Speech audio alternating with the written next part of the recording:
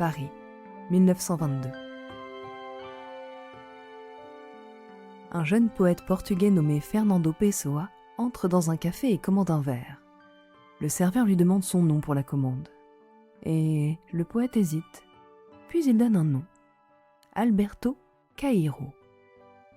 Et le lendemain, il revient dans le même café avec le même serveur, mais cette fois, il se présente comme Ricardo Reyes. Et une semaine plus tard encore, il était Álvaro de Campos. Et non, Fernando Pessoa n'avait pas de trouble de la personnalité. Il était parfaitement sain d'esprit. Enfin, je crois. Mais il avait compris quelque chose que nous passons notre vie à nier. Il n'y a pas un seul moi. Il y en a des dizaines, voire des centaines peut-être. Pessoa a créé 72 hétéronymes. Les hétéronymes, ce sont des personnalités complètes avec leur propre biographie, leur style d'écriture, leur philosophie et même leur date de naissance. Et ce n'étaient pas des pseudonymes, c'étaient des êtres entiers qui l'incarnaient tour à tour.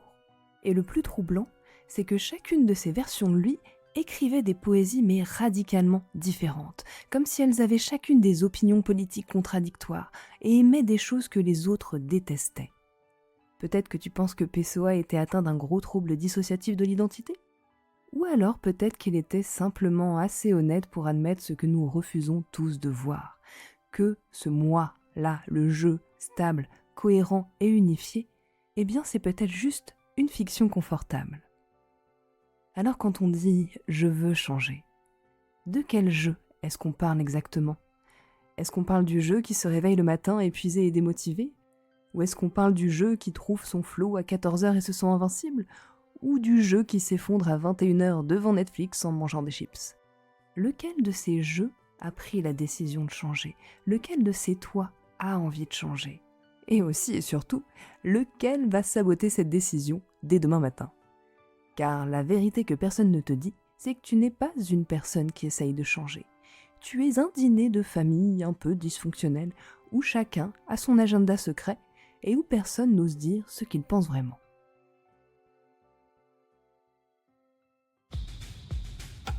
Bienvenue dans Hypnose et Hérésie, une anatomie de l'invisible.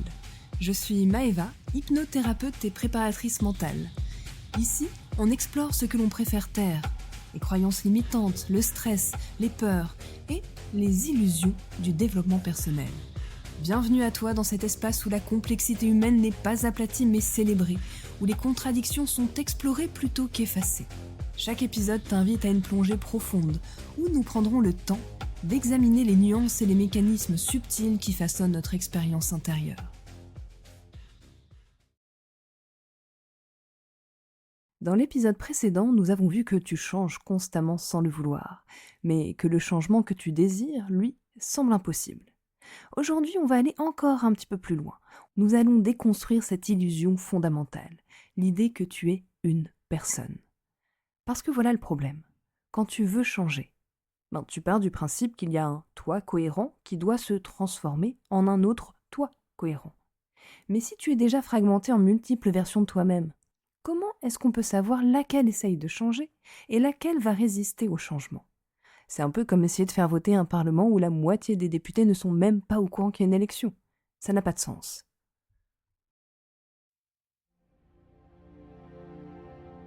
Respire avec moi un instant. Je vais te poser une petite question légèrement vertigineuse. Combien de versions de toi existent en ce moment même ? Là, pendant qu'il y a un toi qui m'écoute. Peut-être un toi qui va bientôt devoir retourner travailler. Peut-être un toi qui existe dans le souvenir de ton ex. Et un toi que tes parents croient connaître. Et aussi un toi que personne n'a jamais vu. Alors, lequel est le vrai ? Car peut-être qu'ils le sont tous, et en même temps aucun.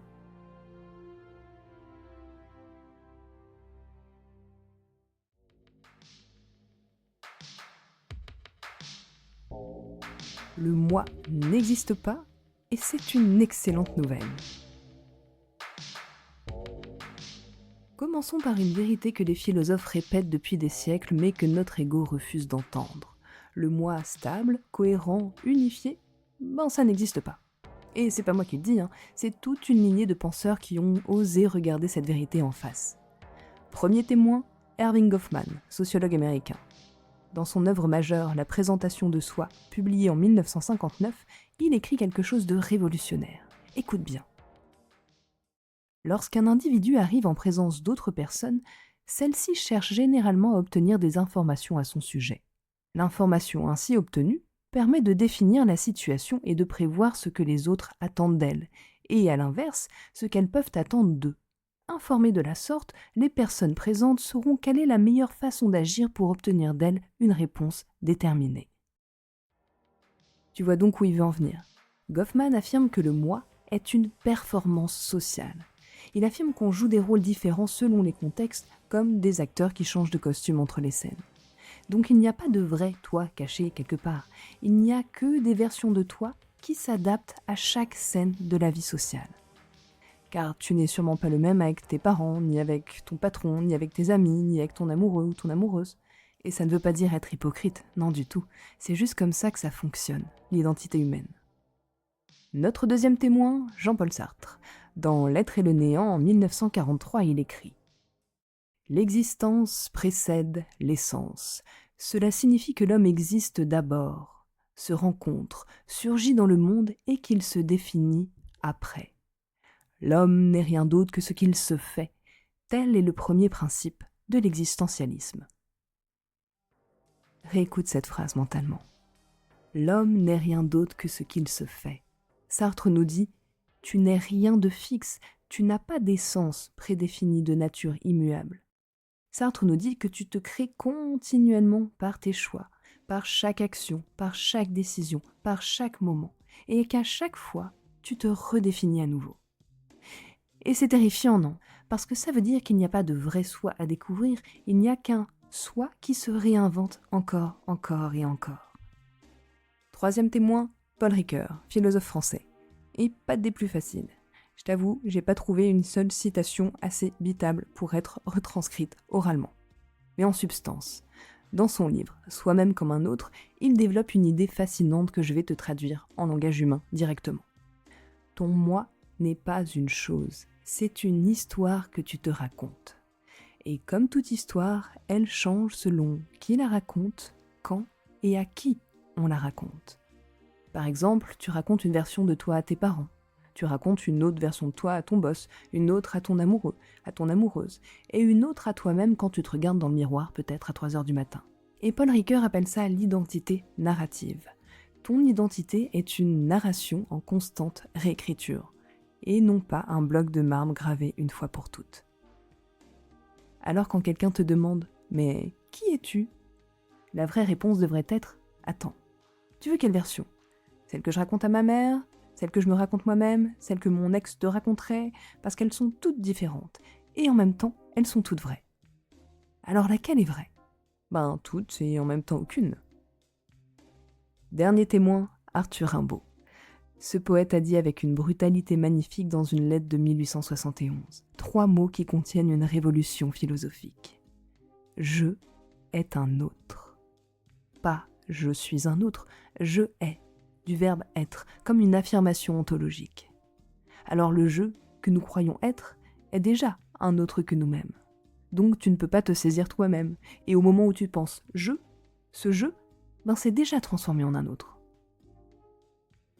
Imagine que ton identité est comme un fleuve, et quand tu regardes la Seine, tu te dis « c'est la Seine ». Ouais, désolé, moi je suis parisienne, j'ai que ça sous les yeux. Donc tu regardes ton fleuve, mais l'eau que tu vois maintenant n'est déjà plus là. Chaque seconde, c'est une eau différente. Le fleuve n'est pas une chose, c'est un mouvement perpétuel.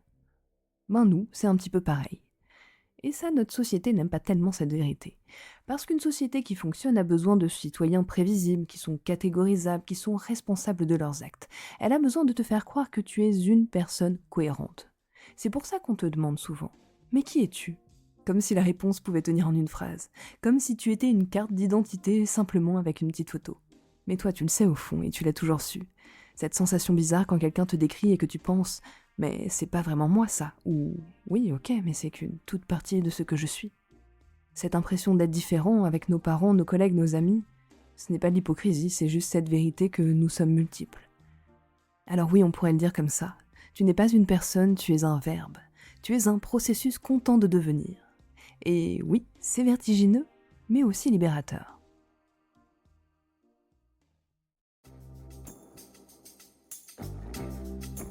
Les niveaux logiques de Diels.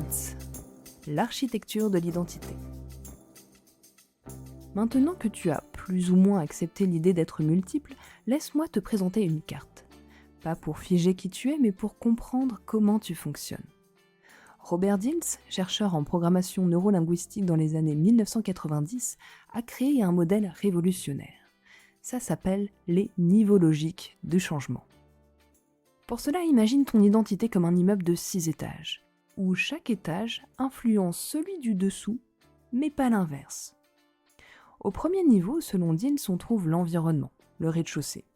L'environnement, c'est le contexte dans lequel tu vis, avec qui, où, quand, à quel endroit, etc. Le niveau 2, ça va être le niveau des comportements, au premier étage. Les comportements, c'est ce que tu fais, ce qui découle de tes actions, ce qui s'observe. Au niveau 3, on va retrouver les capacités, deuxième étage. Quand on dit capacité, on entend ce que tu sais faire, tes compétences et tes talents. Puis montons au troisième étage, à celui des croyances, niveau 4. Les croyances, c'est ce que tu penses être vrai sur toi et le monde, un peu comme des certitudes intérieures. Et on continue au quatrième étage, niveau 5, les valeurs. Les valeurs, c'est ce qui est important pour toi, ce sont tes priorités profondes, qu'elles soient conscientes ou inconscientes. Et puis sur le toit de l'immeuble, au niveau 6, il y a l'identité. L'identité, c'est comment tu te définis, qui tu crois être, toi. Et voilà le truc magique, c'est que changer un étage supérieur transforme automatiquement tous les étages inférieurs. Mais à l'inverse, changer un étage inférieur ne touche jamais ou peu les étages supérieurs. Je te donne un exemple. On va prendre Sophie aujourd'hui. Elle s'appelle toujours pas Sophie. Sophie vient me voir parce qu'elle n'arrive pas à faire du sport régulièrement. Donc là, j'arrive pas à faire du sport, c'est un problème de comportement. On pourrait dire niveau 2. Et on pourrait travailler là-dessus. On pourrait se faire un planning en mode coaching pour qu'elle trouve un partenaire d'entraînement, pour qu'elle achète des baskets confortables, etc. Et peut-être que ça marcherait. Ouais, 3 semaines, avant que ça rechute. Pourquoi ? Parce que son vrai blocage à Sophie, il n'est pas au niveau 2. Il est au niveau 4, 5, voire 6. Alors on creuse. Au niveau 4, à l'étage des croyances. Au fond d'elle, elle pense que le sport c'est pour les gens qui ont du temps et de l'énergie et qu'elle, elle en a pas. Ok, ça complique un peu les choses. Au niveau 5, à l'étage des valeurs, pour elle, prendre soin d'elle, c'est être égoïste, tandis que donner aux autres, c'est une vertu. Ok, là aussi ça bloque. Et sur le toit du monde, au niveau identitaire, on va retrouver un « je suis quelqu'un qui se sacrifie pour sa famille ». Haha, tu vois le problème ? Tant qu'au niveau identitaire, Sophie se définit comme celle qui se sacrifie, son cerveau interprète le sport comme une trahison de qui elle est. Donc, dans sa logique interne, inconsciente bien sûr, faire du sport égale trahir sa famille, égale devenir quelqu'un d'autre, égale menace pour l'intégrité du moi. Donc non, no way, autosabotage garanti. Donc avec Sophie, évidemment, la question du comportement, on l'a vite mise de côté. On a travaillé sur l'identité. On a travaillé sur une nouvelle définition. D'essayer maintenant de se dire « je suis quelqu'un qui prend soin de sa famille » et prendre soin de soi fait partie du soin global. Et une fois qu'on a pu la faire bouger, cette croyance identitaire, et évidemment, ça se fait pas en 5 minutes, là, ces valeurs ont pu se réorganiser au niveau 5, puis ses croyances sur le sport ont pu changer au niveau 4, et puis elle découvre qu'elle a des capacités au niveau 3, et le comportement faire du sport devient naturel au niveau 2. Tout ça en descendant l'escalier, depuis le toit. Diels nous résume ça brillamment. Le changement au niveau de l'identité réorganise automatiquement tous les autres niveaux. L'identité détermine les valeurs, qui déterminent les croyances, qui déterminent les capacités, qui déterminent les comportements. Mais l'inverse n'est pas vrai.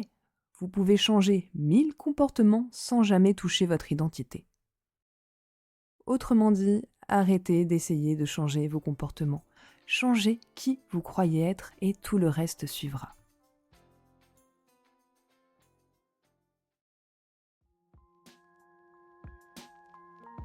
Le dîner de famille intérieur. Et maintenant, compliquons encore les choses. Parce qu'en réalité, tu n'es pas une seule identité au niveau 6. Et non, ce serait bien trop simple, tu en es plusieurs comme tu t'en doutes. Et le pire, c'est qu'elles ne se supportent pas tout le temps. Imagine un dîner de famille, un anniversaire, un Noël, qu'importe. Et là, on parle pas de la famille idéale des pubs. Non, imagine la famille vraie, la famille dysfonctionnelle, la famille où chacun a son agenda caché, ses ressentiments non dits et ses coups de pied sous la table. Et autour de cette table, il y a peut-être un oncle performeur, c'est celui qui ne parle que de ses succès, de son nouveau boulot, de son salaire, sa promotion. C'est le gars qui monopolise la conversation, il calcule tout, il compare tout, avec des « oui, tu sais, moi à ton âge, j'avais déjà 3 promotions, nanana ». Bref, tu vois. Il y a aussi un cousin rebelle, un ado qui met les pieds sur la table, qui arrive en retard, qui porte un t-shirt provoque et qui refuse tout ce qu'on lui propose. Donc lui, dans sa tête, c'est plutôt « non mais sérieux là, on va vraiment jouer à la famille parfaite ?» Mais vous êtes pathétique. Il y aurait aussi une grand-mère protectrice. C'est celle qui surveille tout, qui anticipe tous les dangers. Elle voit des menaces partout et elle ne veut surtout pas faire de vagues. Dans sa tête, c'est « oh là là, attention, c'est chaud, ne parlez pas trop fort, ne fais pas de bruit, reste tranquille, ah là là, c'est dangereux ». Voilà, grand-mère protectrice. Et puis il pourrait y avoir la tante créative, celle qui parle d'art, de voyage, de liberté, mais que personne n'écoute vraiment. On la tolère, on l'écoute, on lui sourit poliment. C'est celle qui pourrait penser « et si on partait tous vivre dans une communauté artistique au Portugal ?» Silence gêné autour de la table, personne ne répond. Il y aurait aussi un grand-père sage qui observe. Un grand-père qui ne dit pas grand-chose, qui relativise tout. Parfois avec sagesse, parfois avec résignation. Un peu du style « non mais de toute façon dans 100 ans, personne ne se souviendra de tout ça, hein. » Et il y a un enfant au bout de la table. Un petit bout qu'on oublie. Un petit qui voudrait juste jouer et qui ne comprend pas pourquoi tout le monde est tendu. Lui, il veut juste qu'on le regarde. Dans sa tête, c'est plutôt « est-ce qu'on peut aller jouer après ?» ou « qui c'est qui veut jouer avec moi ?» Et puis dans un dîner, il y a parfois, voire souvent, des absents. Des chaises vides. Il y a l'oncle alcoolique qu'on n'invite plus depuis 10 ans, mais dont tout le monde parle à voix basse dans la cuisine. Il y a la cousine qui a fait une dépression. Et vu qu'on sait pas trop quoi lui dire, on l'invite pas. Pour son bien, soi-disant. Et puis il y a peut-être un grand-oncle décédé aussi, il y a 15 ans, mais dont on sent toujours la présence, dont on respecte encore les règles silencieuses. Donc voilà à quoi pourrait ressembler ce dîner à l'intérieur de ta tête.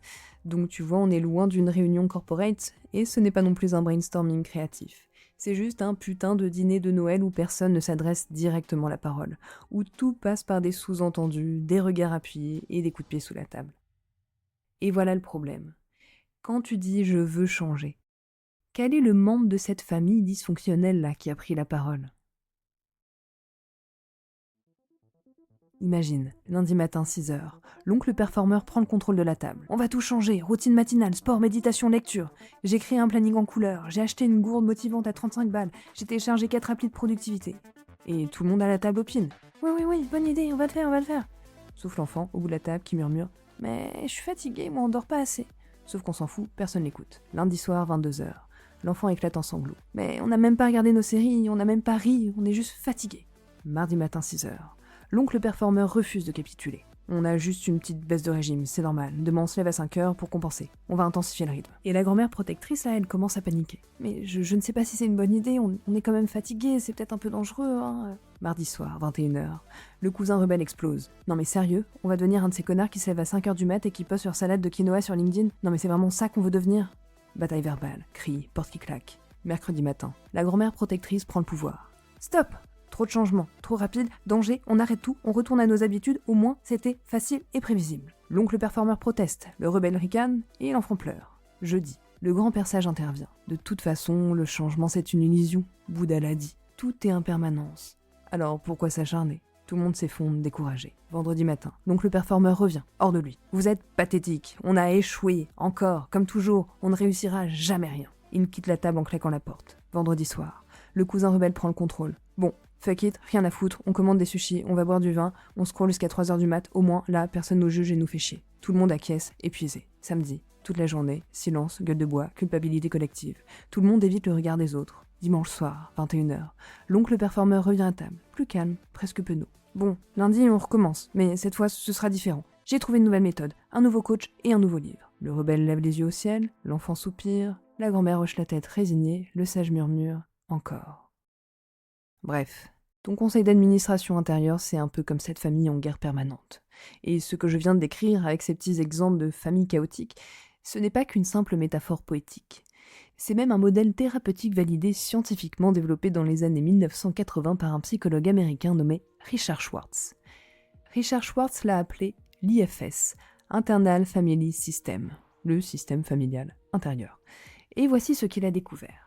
Il a découvert que notre esprit n'est pas un chaos aléatoire, il est organisé en 3 types de sous-personnalités très spécifiques, dont celle que je t'ai un petit peu caricaturée juste avant. Dans la catégorie 1, on a les managers, les contrôleurs préventifs. Ce sont les membres de la famille qui essaient de te protéger avant que les problèmes n'arrivent. Dans notre exemple du dîner, c'est l'oncle performeur et la grand-mère protectrice. Ce sont eux qui planifient, qui contrôlent, qui anticipent et qui te poussent à performer, à être parfait, à éviter toute forme de vulnérabilité. Les managers, c'est un peu comme ces membres de la famille qui arrivent 2 heures avant le repas pour tout organiser, tout contrôler et tout anticiper. Ils sont épuisants et aussi épuisés. Ils ne se reposent jamais. Et ils confondent souvent danger réel et inconfort émotionnel. Dans la deuxième catégorie, nous trouvons les firefighters, les pompiers réactifs. Ce sont ceux qui interviennent en urgence quand la douleur est déjà là. Dans notre dîner, c'est le cousin rebelle qui sabote tout quand ça devient trop intense. Leur job, c'est éteindre l'incendie émotionnel par tous les moyens possibles. Alcool, bouffe, shopping, Netflix, travail compulsif, scroll infini, etc. Ces pompiers sont comme ce cousin qui, au milieu du repas tendu, renverse accidentellement la carafe d'eau pour créer une diversion. Techniquement, tout le monde arrête de se disputer, mais maintenant, il y a de l'eau partout. Troisième catégorie, les exiles, les exilés ou les parts enfermés. Et voici le plus troublant. Dans notre dîner, ce sont ces chaises vides, ce sont les absents, ce sont ceux qu'on n'invite pas. Ça va être l'enfant au bout de la table que personne n'écoute vraiment. Ça va être la tante créative qu'on tolère mais qu'on ne prend pas du tout au sérieux. Et ça va être la présence fantomatique de cet oncle dont on ne parle qu'à voix basse. Ce sont les parts de toi que tu as enfermées parce qu'elles étaient peut-être trop douloureuses, trop vulnérables ou trop dangereuses. Les exilés sont comme ces membres de la famille qu'on a cessé d'inviter il y a des années. Mais ça ne les empêche pas de crier, et depuis leur maison, au téléphone et même dans tes rêves. Et c'est précisément leur souffrance que les managers essaient de prévenir et que les pompiers essaient d'étouffer quand elles remontent. Tu vois un petit peu la dynamique qui se dessine ? On a des managers qui disent « Surtout ne laissons jamais les exilés revenir à table, contrôlons tout pour éviter ça ». Et les exilés qui sont exclus crient de plus en plus fort depuis l'extérieur. Et leur douleur finit par filtrer à travers les murs. Alors les managers paniquent « Oh non, on a échoué ». Et les pompiers interviennent. Vite, montons la musique à fond, buvons, mangeons, n'importe quoi pour ne plus entendre ces voix. Et pendant ce temps, toi, le jeu, conscient, tu te demandes pourquoi je sabote tout, pourquoi je n'arrive pas à changer. Peut-être parce que tu n'as jamais été invité à ce dîner de famille. Peut-être que tu regardes de l'extérieur, par la fenêtre, en te demandant pourquoi ta vie est si chaotique. Mais voici la bonne nouvelle, et c'est là que l'IFS devient révolutionnaire.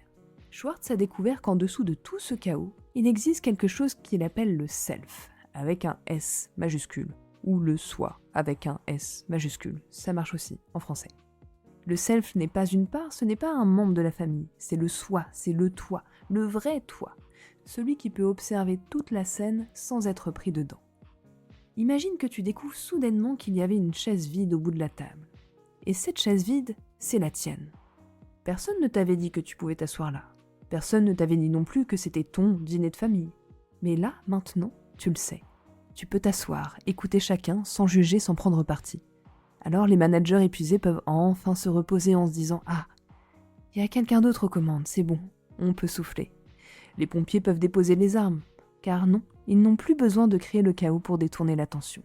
Et même les exilés ont le droit de revenir à table et peuvent enfin être entendus.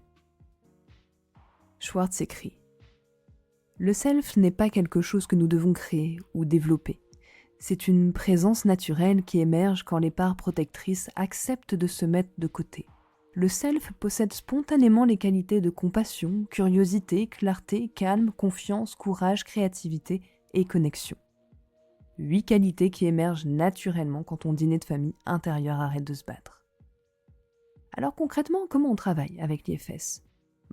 En ne combattant pas ses parts, bien sûr, on ne les fait pas taire et on ne choisit pas un camp.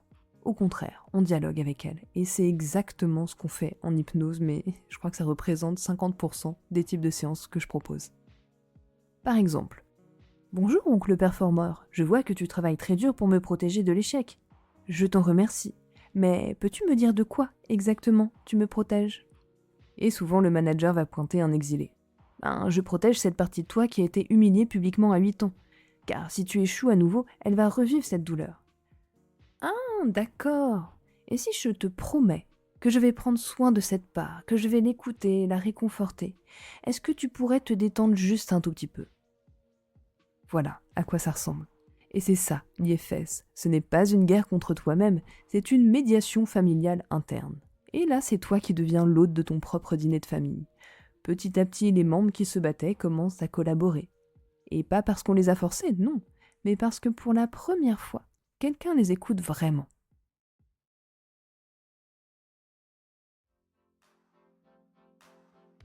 Tu n'es pas un, tu es une table. Oui, une table. Alors, où est-ce que ça nous mène tout ça? À une belle conclusion vertigineuse et libératrice, comme d'habitude. Le philosophe français Gilles Deleuze, dans Différence et répétition, a écrit quelque chose de magnifique. Écoute bien. Le moi est une habitude, rien qu'une habitude, mais nous sommes faits de contemplation contractante. Chaque contraction, chaque habitude est une voix, un murmure. Le moi est la somme de ces voix, l'écho de ces murmures. Nous sommes des contemplants multiples. Des contemplants multiples. Donc tu n'es pas un, tu es plusieurs voix autour d'une même table. Et pendant des années, tu as essayé de faire taire tous les convives, sauf un, en croyant que c'était ça, être cohérent. Peut-être que tu as essayé de virer le rebelle parce qu'il t'a saboté, que tu as essayé de faire taire l'enfant parce qu'il était trop faible, que tu as essayé d'ignorer les exilés parce qu'ils sont trop douloureux. Mais un dîner de famille où ne parle qu'une seule personne, ce n'est plus vraiment un dîner, c'est un monologue bien triste. Et la vraie harmonie ne vient pas du silence forcé, elle vient de la conversation honnête. Apprendre à animer ton dîner de famille intérieur, pas à l'étouffer, laisser chacun prendre la parole, écouter, et oui, arbitrer quand ça dégénère, mais ne jamais exclure personne définitivement. Et voici ce que personne ne nous dit. Tu n'es pas un dîner de famille qui doit devenir absolument une réunion parfaite et harmonieuse dès maintenant, pas du tout. Il faut juste plutôt percevoir les choses comme l'idée d'être un hôte qui doit d'abord apprendre à écouter tous ses invités. Parce que si tous les convives se détestent, ils ne vont jamais collaborer, et peu importe la bonne volonté. Un performeur épuisé ne lâchera jamais prise, un rebelle attaqué ne fera que saboter plus fort, et un enfant ignoré ne fera que pleurer plus fort.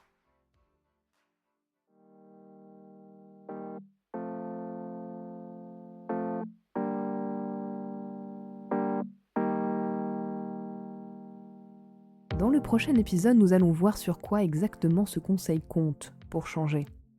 Spoiler, la volonté. Cette volonté même qui n'existe pas. Alors d'ici là, je t'invite à une mission. Identifie 3 membres de ton dîner de famille intérieur. Donne-leur des petits noms et puis écoute ce qu'ils ont à dire. Sans juger, sans les censurer, sans les bâillonner, gentil. Juste reconnaître leur existence. Et puis tu pourras observer peut-être comment ils interagissent. Qui coupe la parole à qui n'ose jamais parler, ou qui hurle pour couvrir les autres. Et avant de te laisser partir avec tout et toi dans ta tête, si ton cerveau est affamé de données, n'hésite pas à t'abonner à la newsletter. Elle est gratuite et on continue à développer. Il y a des exercices, des infos, des études, bref, pas mal de choses. Si au contraire tu es plutôt un scrolleur compulsif, retrouve-moi sur Instagram à maeva.hypno. Et pour ceux dont le self a décidé qu'il était temps, rejoins-moi en cabinet ou prends un petit appel découverte. On fait connaissance avec tous les membres de ce conseil. Tous les liens sont en description. Et peut-être que ton protecteur va dire « Non, mais c'est pas le bon moment ». Que ton rebelle va dire « Ouais, mais tous les trucs de psy, c'est que des charlatans ». Que ton performeur va calculer si c'est vraiment un bon investissement. Mais peut-être que ton self, celui qui observe tout ce bordel depuis le début, c'est déjà, lui, ce dont il a besoin. Ou pas. Moi, mon boulot, c'est juste d'être celle qui peut t'aider à animer ton dîner de famille intérieur sans que ça génère en bagarre générale.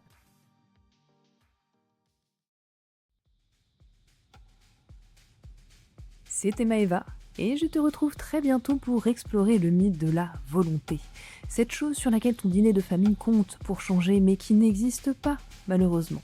Et d'ici là, rappelle-toi, tu n'es pas un, tu es plusieurs, et c'est exactement comme ça que tu dois être.